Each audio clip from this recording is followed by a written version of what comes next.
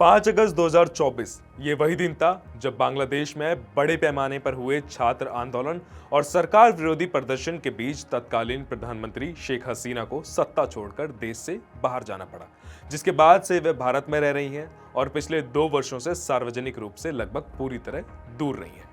नमस्कार, मेरा नाम शिवम चौहान है और आप देख रहे हैं अनकोड मीडिया। अब ठीक 2 साल बाद 5 अगस्त 2026 को शेख हसीना पहली बार मीडिया के सामने आने जा रही हैं। हालांकि ये वे कार्यक्रम स्थल पर मौजूद नहीं रहेंगी, बल्कि नई दिल्ली से वर्चुअल माध्यम से प्रेस कॉन्फ्रेंस को संबोधित करेंगी।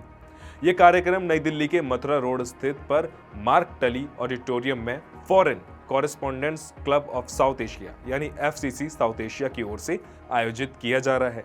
प्रेस कॉन्फ्रेंस शाम 6 बजे से 7:30 बजे तक चलेगी और इसका सीधा प्रसारण क्लब के सोशल मीडिया प्लेटफॉर्म पर भी किया जाएगा। इस प्रेस कॉन्फ्रेंस को लेकर सिर्फ भारत और बांग्लादेश ही नहीं बल्कि पूरे दक्षिणी एशिया की नजर बनी हुई है। सबसे बड़ा सवाल यह है कि क्या शेख हसीना बांग्लादेश लौटने का ऐलान करेंगी?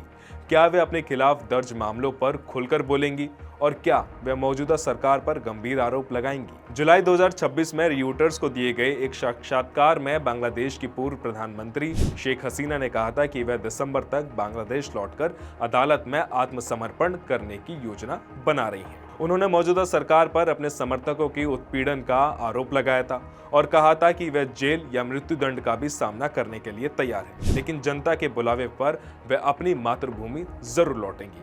उधर इस कार्यक्रम से पहले ही नया विवाद खड़ा हो गया। बांग्लादेश सरकार ने भारत से अपील की है कि शेख हसीना को भारतीय जमीन से कोई ऐसी राजनीतिक भाषण देने की अनुमति ना दी जाए। ढाका का कहना है कि इससे बांग्लादेश में राजनीतिक तनाव बढ़ सकता है और दोनों देशों के रिश्तों पर असर पड़ सकता है।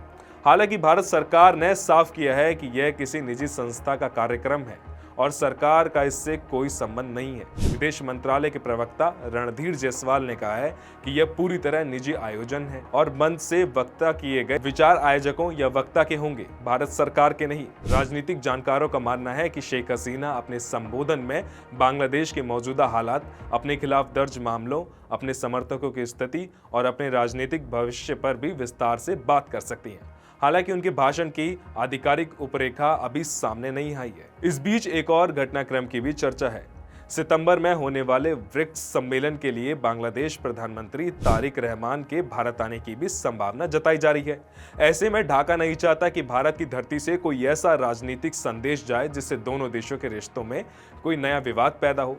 ऐसे में आज की प्रेस कॉन्फ्रेंस बेहद अहम मानी जा रही है। अगर शेख हसीना अपनी बांग्लादेश वापसी, भविष्य की राजनीति या मौजूदा सरकार को लेकर कोई बड़ा बयान देती हैं, तो उसका असर सिर्फ बांग्लादेश नहीं बल्कि पूरे दक्षिणी एशिया की राजनीति पर भी पड़ सकता है। अब सबकी नजर शाम की इस प्रेस कॉन्फ्रेंस पर है, जहां शेख हसीना के इस बयान को बेहद ध्यान से सुना जाएगा। आपको क्या लगता है कि आज शाम की इस प्रेस कॉन्फ्रेंस में शेख हसीना कौन सी बात कहेंगी? हमें कमेंट करके जरूर बताएं और देखते रहें अनकोड मीडिया। धन्यवाद।